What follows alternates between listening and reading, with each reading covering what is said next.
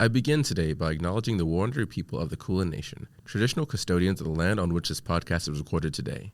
Also pay respects to the elders past and present, and extend that respect to any other Aboriginal or Torres Strait Islander people who may be listening today. This is Melanated in Melbourne, a podcast designed to give an insightful look into the Australian lifestyle from the lens of two Black American besties. And we are back. So, still on the topic of dating in Australia versus in America, good, bad, and otherwise. You were saying something about, like, other group of us together. Okay. Oh, yeah, it's just, okay. So, I guess it was the Smith Street party. Yes. Well, I mean, that's one of the events, but then it's whenever the crew gets together and we're just, even also for your birthday, when the crew of us gets together, like us Black men, and then we go into a space here, and just the looks that we get, it's like, yes, one, we know that we're pretty, thank you. Two, it's almost like a fetishization of our Blackness. We're just people, but that's unfortunately what people see first when a group of us walk into a space and command the energy. Yeah. And on that, actually, I do remember the story. We were at, I think it was the Peel. You were there, so it was you, me, Mark, and Mike, and this guy walks up super drunk. One eye's going this way, the other eye's just like floating around. And he just stood there silently, he was just staring. And I was like, can we help you with something? And he's like, I don't know which one I want to start out first. And I look at Mark, he looks at me, I look at you, my Mike's about to get up, and I'm like, I got it, I got this one, I've got this one. So I literally had to go play diplomat and save this man's life because he's just decided that he was good enough for any of us when he looked like a chewed piece of gum. Trash. Secondly, just to have the audacity, the confidence to walk up to a table of strangers, like, I don't know which one of you I want first. Like, the bitch, this is not a meat market. Like, you're like, can I get the tall one in the back? A little extra. Oh, I get the little one as well. No, like, you can't do that. So I literally had to pull him aside. I'm like, do you understand why this was problematic? And he was like, no, I just thought you were really attractive. So it kind of goes back to Rock earlier saying they think this is a cute thing. They think this is a nice thing to say. But realistically, you just put me down to a literal piece of meat. It's like, oh, yes, you're all here for me. We could have just literally just been minding our business, enjoying our own company, not even looking for anyone. He just walks up to our table, is like, which one wants daddy? It's giving slave auction. I am not. No, thank you. I need a field and I need a home. 40 acres and a mule. It is. No, thank you.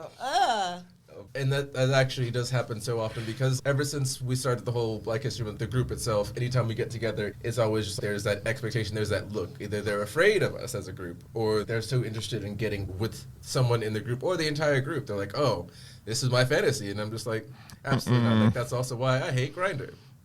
Like, hate, love hate Grindr. I'll delete it, I'll get bored, and be like, I found my self-esteem again. Let me delete this bitch.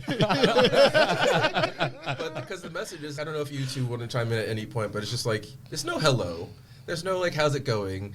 I made the foolish mistake of always putting effort into my profiles. I like pina coladas and getting caught in the rain or some bullshit, and they'll message me being like, hung. BBC? Hung? Yes. Hung? Yes, hung. BBC. Looking. 10:30 in the morning. Dick pic? Yeah.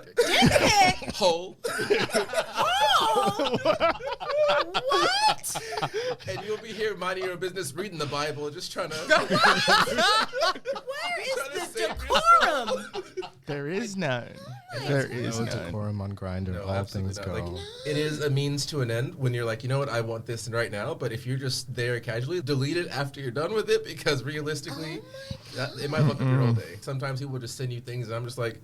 There was this one person, his name was Looking for BBC. That was his name. His name was Looking Not for BBC. Luke, and the amount of unsolicited pictures that I was sent in this conversation. And he's like, hey, how's your day going? And I'm like, sir, I can see what you had for lunch. I think you just jumped a few steps. Oh, my God. It's a jungle out there. OMG.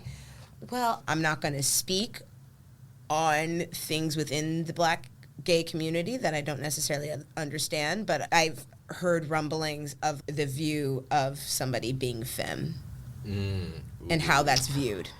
Ooh, and how that's... We have the time. And how that's... We have the time. Look, but if I'm reaching, No, I'm very happy to that's a whole topic in itself in dating. And Yeah. it's actually ironic that you bring this up because I actually dated someone who at the time was way too femme for me because living in New York, being a black man, being then a black queer man, and then dating someone who's uber femme. Now, if you look at myself of who I am today and who I was back then, I would say, first off, I'm literally wearing nail polish. And we love it. It's so cute. It's green. It's Actually, sparkly. it's not green. It's a shade of green. Oh. Is that one of your personalized ones, Olive. Drew? No, this is part of her collection. Okay. Love Can I it. give it? Yeah, of course. Shout out to Painted by Dip It. She does custom nail polishing and matches to any outfit. So get your orders in. Love that. Absolutely. But okay. I would never dare wear nail polish in America growing up. Are you kidding me? And then dating what is not queer, not femme shaming or queer shaming. I don't know that terminology there, but Yeah. I know, like, I can't think of the word either, but I know what you're talking about. yeah. So I was dating someone and I'm like, can you butch up a bit? And looking back on that, I'm like, how dare I tell someone how to be? But that was because I was uncomfortable with a level of femininity within my own self of dealing with. So to tell someone what they can't be or what they should be, like, that's not right for anyone. No. But I sit here now able to dress up for parties and wear fucking pink and enjoy it and be happy in a space, unfortunately, that is not America. Yeah. Because being a black queer man, how dare you not be masculine? You're already gay. Yeah. Don't be like Don't be a sissy. Don't be a sissy. And I've had actual family members be like, "Oh, it's okay if you're gay as long as you don't As follow, long as long as as- you don't do this." I've had family members who deleted me on Facebook because I did drag, and I look great. I look great in drag. I will post that picture at some point. That's right. But there's like you can't do these things, and kind of going to your point about the feminine traits and attributes, and what you said, internalized homophobia, internalized racism, also leads to a lot of people not getting with people who are similar to them, because white, unfortunately, has still been the standard of quote-unquote excellence. And whether you're like, I'm going to social climb and get with a white guy, or I don't want to suffer with another black guy as well, because I've heard people who have these feelings, and it's upsetting, but you know where they come from. Because growing up in America, I also would never have done drag. I never would have done all these very femme things, like, oh, you want to act like a woman? Just be a woman. And if I felt that I was a woman, I would just do that, because I feel comfortable enough here to do that. In America, I don't know that I would have felt that way. I feel I'm my most freest self here, and I'm able to embrace, like, I've had situations like, oh, he's really cute, but he's a little bit too femme for me. That's been in my mindset. And looking back, I'm disgusted that that's where my mindset was, but life is about growing. And right now, I'm like, I hope 17 persons followed you back. Are they cute? Can we resell these? Like, And I love that. yeah. I'm down for whoever's down for me. And if y'all listening, I'm single. You know that. But no, that was a beautiful point. I'm really glad that you brought that up, Drew. Snaps fully agree with that. Well, I've been wanting to know, what do you feel has been the biggest difference dating an American versus dating an Australian? You want to go first? I think I'm comfortable going first here. I know. Rock went first. Go ahead. Rock will always volunteer everyone else to go first. Like, get somebody else to do it. Rock. I thought of something. So. I think it goes back to, like I said before, Australians in general, when I have dated them, there tends to be a lot of ignorance. So it's not necessarily a good or a bad thing, right? It's just that they don't know. And so they may not react appropriately. So a lot of the times stuff will happen, certain scenarios will occur, and there's a lot of explaining that needs to be done that even in America, I mean, I would never date somebody racist, but I feel like a racist person in America gets some of this stuff. So as an example, it's very, very common if me and my partner are showering together for the first time and I come out of the shower, they'll be like, wow, the water is just sitting on top of your hair. Like, I knew it was going to be about the hair. I knew it was going to be about the hair. And they have 20 questions when it comes to that. Like, why do you use that type of shampoo? Why do you not shampoo your hair every single day? So it's all of those sorts of minor sort of questions that I feel I normally don't always have to go through, whereas I do here. And again, it's not always a bad thing. It's just an extra effort that needs to be done. Yeah. Gotcha. Were you going next? You fixed your face like you weren't. Yeah, I don't know. It's actually dating anyone outside of America. It's having to explain blackness, getting out of the shower and moisturizing. Oh my gosh, yeah. Yeah. People don't know what the word ashy is.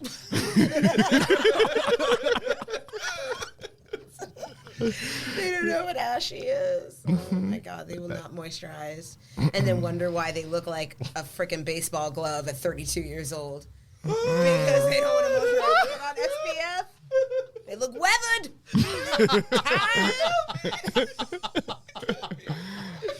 Yeah, that's Yeah. it. I think that's one of, yeah. Great. Ri'chard? I think for me, and it's actually not even about ethnicity necessarily. I think Australians, as we mentioned in another episode, Australians just have more money. And I think you have to have that money conversation a little bit earlier with some people than you would others. Everybody's a little bit broke in America. Middle class barely exists. You're okay. You're broke, or you're rich. Here, Australians are paid brothers, so they're always in the middle. So they'll be like, let's go hot air ballooning. And I'm like, bitch, are you paying? Because that's expensive. A lot of times they are because they're like, whatever, money's here. But they'll offer things that are just so much more expensive than in America. Let's go get dinner. Cool, easy, simple. If I can't afford to do it for both of us, I usually don't want to say yes. But when they say some lavish things, I gotta ask them, are you paying? Because the way my bank account is set up, I can't just go skydiving off the Empire State Building tomorrow, personally. I don't know. Maybe that's just, Yeah. money is not necessarily an object, but I think money has been more of a conversation when I've been dating Australian guys than American guys, because a lot of people have family money. There was no housing burst, so people bought something in the 2000s, and that's just been growing money. Things over $200,000 now $2 million. So if nothing else, they have that sitting just casually. Oh yeah, I'm just getting my mom's house. Oh, these other two houses. Like people like, I have properties, and we're like, oh. I love that for you. I have lived in a property. I played Monopoly once.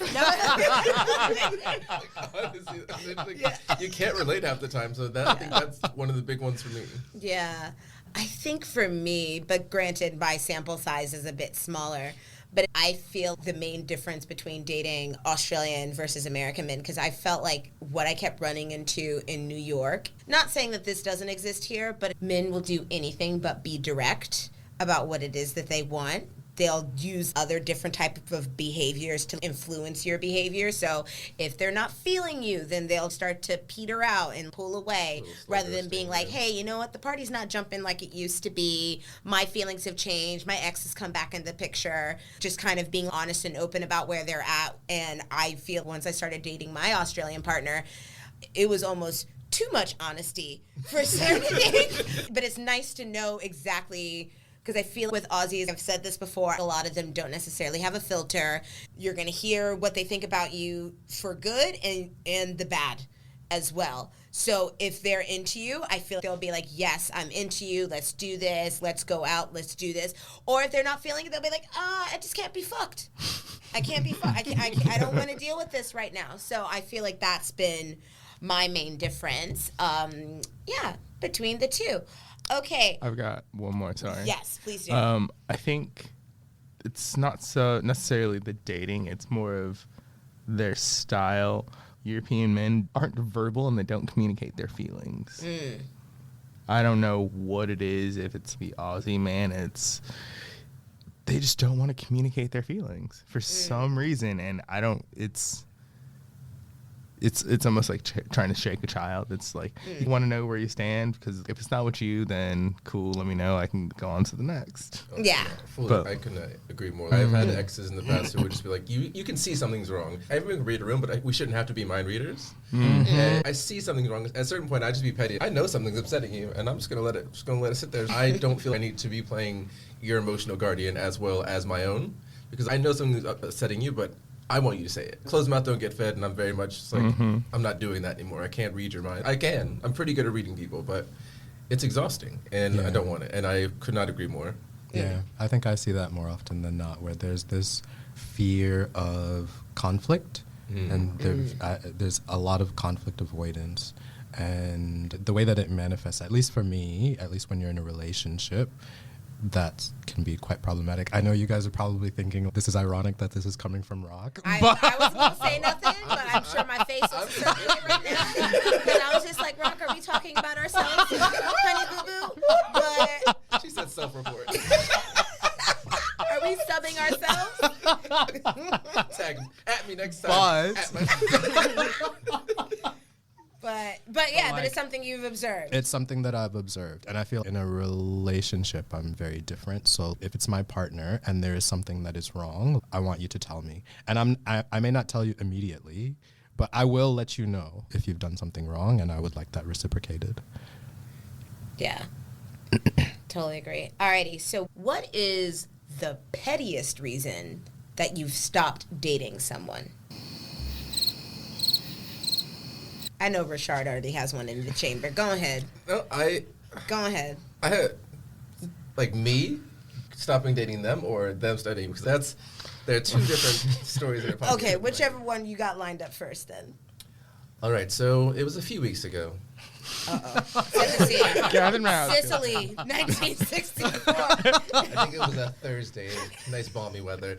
No, so I had gone on one date with this guy. It was really nice. We clicked quite well. It seemed like things were going well. And actually on communication, he was like, hey, I'm not much of a texter, but if you send me something, I'll reply when I can. I'm like, cool. I'm always on my phone, but don't feel you have to reply to every meme I send. If I send a funny thing, read it when you can. I'm not pressed. I'm not like, I need a report on the 17 things I sent you. And we were cool. So fast forward to that weekend, I posted some funny meme about low effort guys, cutting off low effort guys because the universe is abundant. And it was Pedro Pascal eating a cheese sandwich. And like, this is hilarious, share. Our date was happening a few days later, and I was like, oh, I usually like to follow up, like, hey, do you want to go here, yada, yada. And he replied, and he's like, hey, Ri'chard, first of all, if you message me with my name, you may as well say the whole thing. Like I just got in trouble. Hey, Ri'chard, I liked that place or whatever suggestion you made, but I saw your story a couple days ago, and it just felt like a public warning, and I just don't think that I want to pursue this anymore, but I'm happy to be friends.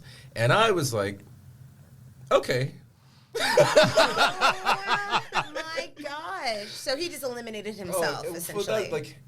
We discussed our communication styles, and I thought we were good. We had a date lined up, so in my head, things were fine. But apparently my memes, I post some crazy shit, and I think it's funny. If I post it, I think it's funny.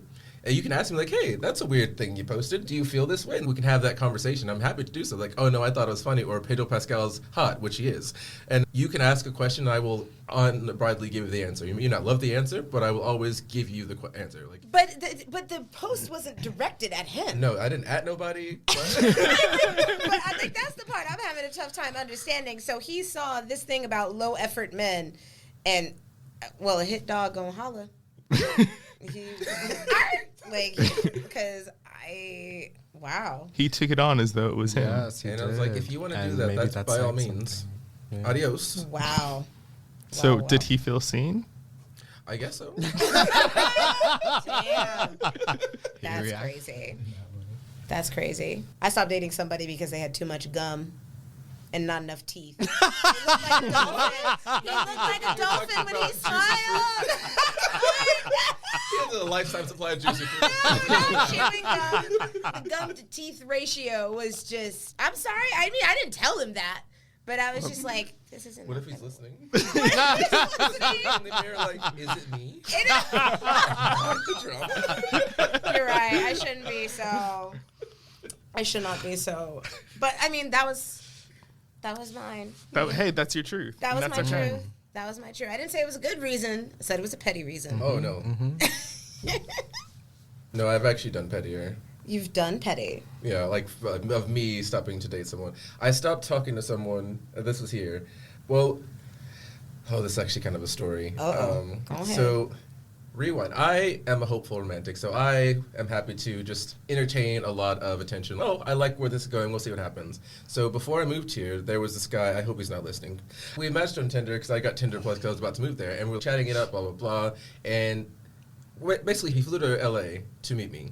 And he's like, oh, I'm doing all these things, but it was very finicky reads, like these other things he was doing. He spent the whole time with me. He flew there, and he was just so painfully standoffish that I might have gotten sick and was unavailable to see him a few of the other times that he wanted to, because I just kept trying to have a conversation with him, and he was just a stone wall. I'm like, you flew here more or less for me, but you're not giving me anything. So on the drive to the airport, I can't just not have this conversation. So we're talking, and I'm like, hey, honestly, I don't think this is him. I didn't tell him that I thought he was kind of weird, but then he started crying the entire way to LAX. Oh, he started crying.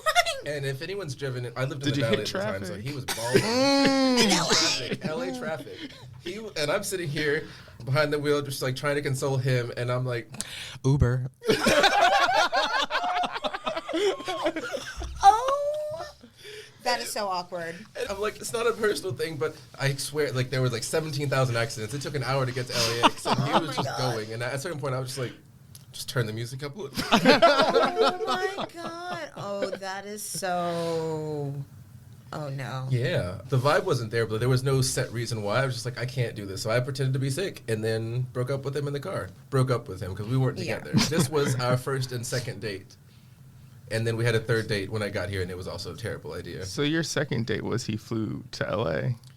No, the first date was we went to a Lakers game. He flew to LA, was the first date. We had called each other, and he's, oh, I've got this conference. And I'm like, I don't know that you do. I don't know that you do.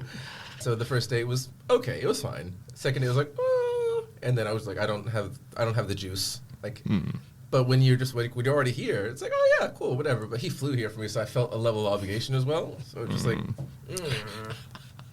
my sister knows this story. I think if things are going well, my sister was going to catch up with us at one of the days. I'm like, don't worry about it, Winter. Don't worry about it.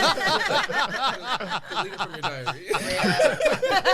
If you want to do something different with your time, do it. Oh, man. What's the weirdest thing someone's done on a date with you?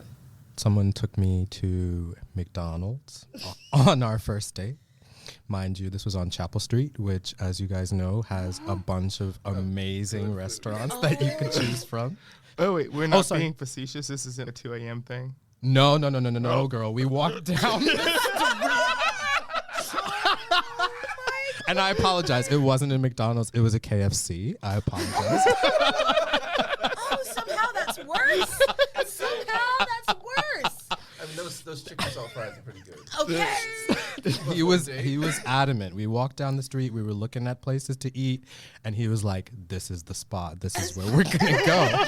So we went there, and then it gets worse because while he's sitting there eating, he proceeds to read a poem to me that he had already written. It wasn't for me, but he was like, "Oh, this poem like reminds me of you." It was basically a poem about this teacher or something who worked too much and didn't devote his time to doing anything else. So basically, I was being lectured by a poem in my first date at a KFC. I would have been so mad. I would have been so angry. Did you just walk up? I Just Again, I did that thing in my head where I was like, no second date. Now we need to start figuring out how we're getting home. We would have gotten into some slam poetry because you're not going to be subbing me on the date. I would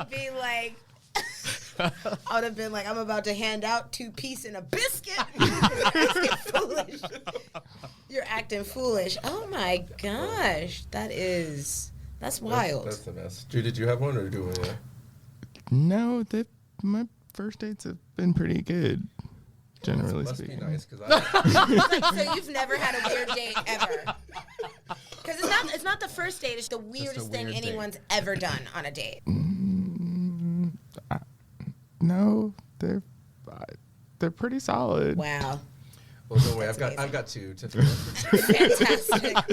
So this was not a first date, but there was a person I was dating at the time, and he posted a picture of us. We were at dinner when it happened. When it was exes, also a Black American, commented saying, "Oh, it looks like you found another one." And, and I thought it was hilarious because we had already had the conversation. And I'm like, if you look at your dating history, it looks a certain way. So Maybe not. So he was heated. It ruined the whole dinner for him. And he was just sitting there mad, just arguing with this man. He's like, that's not what this was. You need to delete that. And I'm just here eating my sandwich and like, oh. I mean, you put 2 and 2 together. Like, it looks like, it looks like I'm the newest model. I'm just.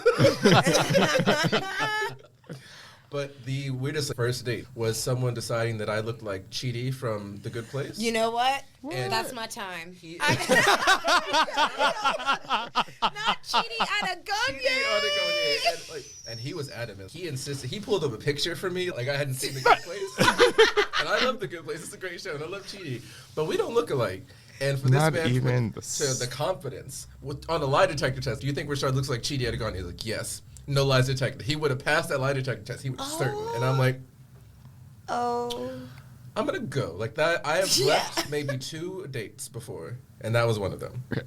But can I just say, side note, have you seen that episode where he takes off his shirt? Like, oh, yes. Wow. So, like, my life was changed. I was like, yo. It's not saying he's not fine, but saying we don't look alike. You don't. yeah, no, We're just just like, dark just skinned. side note, just like, he was good. When he took his shirt off, I was like, what? Where were you hiding this? Yeah. He was like, I was like, he's built. Yeah. Action figure. Like, they don't let him have tight shirts because he's supposed to be kind of nerdy and whatever, but that man can bench press a truck. All right, he is The Good Place. Okay? Woo, child.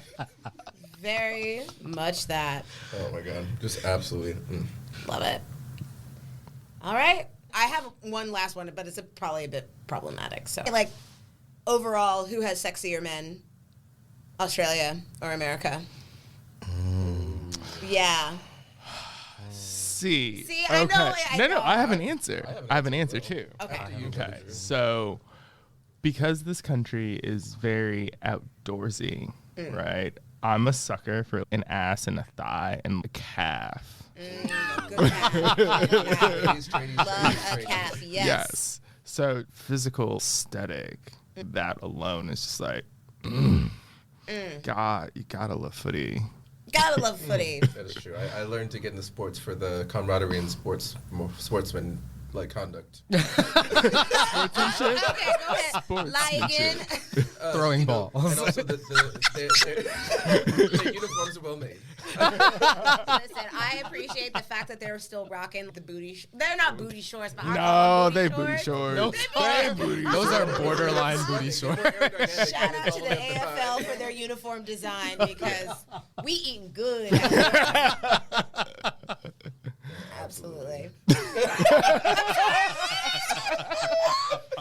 Yeah, people are accidentally hot here. They're accidentally hot. It doesn't feel like it's an on purpose thing. No. Oh, I can see that. I think for me, I'm going to give a direct answer. I'm going to say America has hotter men. One, because there's a larger sample size. There's 350 million people from a lot more walks of life. I found Australians are usually Italian. They're first, second, or fourth generation Italian, or they're English, or they are expats who are from other places, which I don't really count. Yeah. So there's not a terribly large number of Aboriginal openly queer men here, so there's not much of a sample size for that either. So they're all just very white, realistically. And that's fine. Again, white is okay. We talk, it's okay to be white. It's okay to be white. But I think in America, there's a lot more people who have been from wider areas of the world that have been here for a certain amount of generations. So you can get any ethnicity in the world in America, and they can be tall, they can be short. I mean, the construction worker is not as hot as the tradies here. I will give you that point. Yes. But like, there's a well-polished man, there's a artsy man, there's a sciencey man. Like, the arts is in Melbourne. We have all the art gays here. Yeah. But they're not really anywhere else. You're going to get some bogan. There was a guy that I hooked up once that was a tradie, and he had goats in his backyard. Sorry. And the next morning, we fed his goats. They were cute as shit. You Like, fed his goats? Yeah, just little milk bottles. And they were so cute. Like, I wouldn't get that in America. Like, you'd have No, to that's second date material. Like, we're going for breakfast after this. Feeding the goats. They missed me. But this was just outside of Brisbane, literally a 5-minute walk outside of Brisbane. So he's in the city with goats in his backyard. That's not a thing that really happens outside of country America. So I'm going to say America overall, but I'm not hating the option. No. This is not hating. This is just merely an opinion. Rock.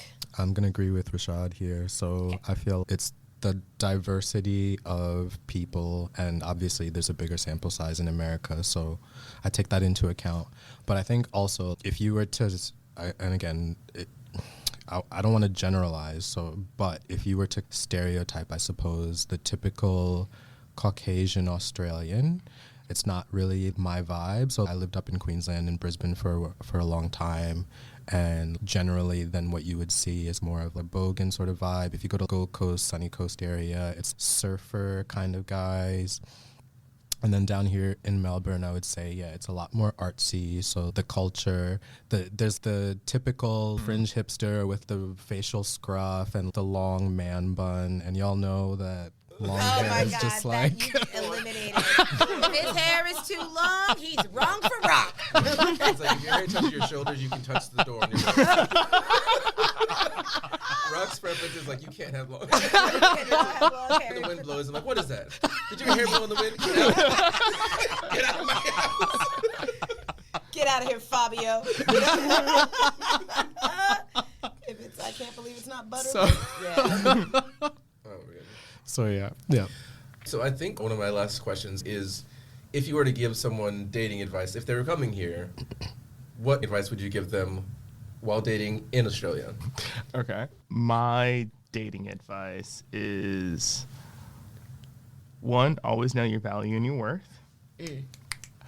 That, I think, will bring about a certain confidence and aura within yourself to attract the certain correct and right and positive energy that you want in your life. And don't be afraid to live outside of the box. Don't be afraid to go against the grain. Love letter to myself as a child. The person you are as a child will be completely different to the man you will become. Just don't be afraid to be different and explore. Love that. Love that. Rock? This is tricky. In terms of giving advice to somebody who's coming here and wanting to date, I would say be patient, I suppose, and be quite understanding. When you first go out into the dating world here, it will be different from wherever you came from, but different doesn't mean bad, and so kind of take that into consideration. It's a lot of fun as well, and you'll meet a lot of really interesting people along the way too.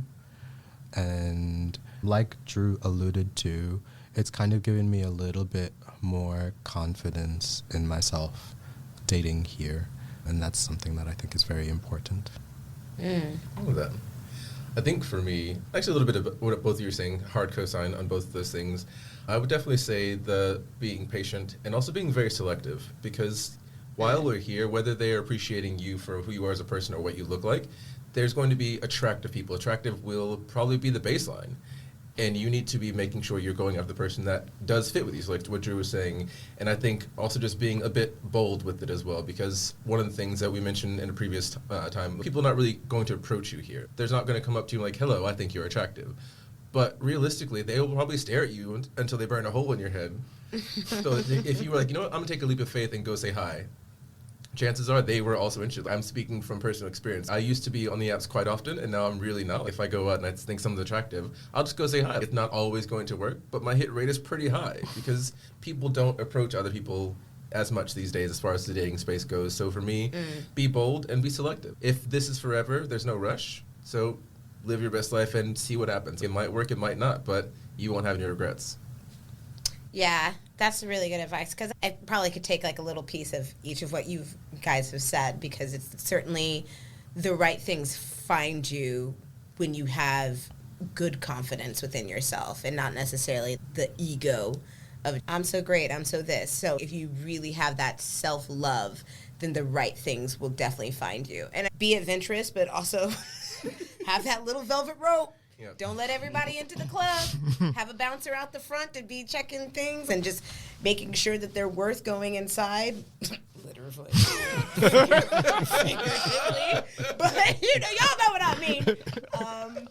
But, yeah, be adventurous, try new things, but be selective and do what's right for you. Do things that are within your comfort zone as well. And do some things that are out of your comfort zone, but it's all up to you. You get to drive and say what it is that you do and don't want to do. Yeah. You write your own story. Absolutely. Come on, Natasha Bedingfield. But I think that's a pretty great place for us to wrap up. Thank you again, Rock and Drew, for coming through. It has been an absolute blast. Thank you, Drew. Thanks for Thank having you, us. Rock. I absolutely hear from all this laughing. So Oh my God, I should have abs now. Surely.